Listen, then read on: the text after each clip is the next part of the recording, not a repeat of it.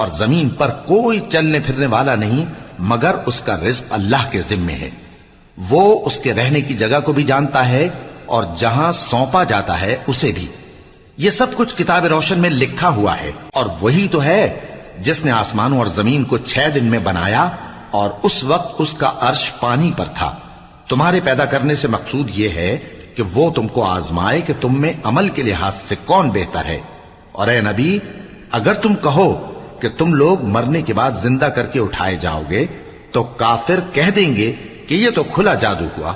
اور اگر ایک مدت معین تک ہم ان سے عذاب روک دیں تو کہیں گے کہ کون سی چیز عذاب کو روکے ہوئے ہے.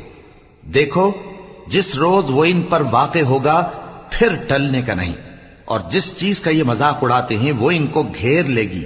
اور اگر ہم انسان کو اپنے پاس سے نعمت بخشیں پھر اس سے اس کو چھین لے تو نا امید اور ناشکرا ہو جاتا ہے.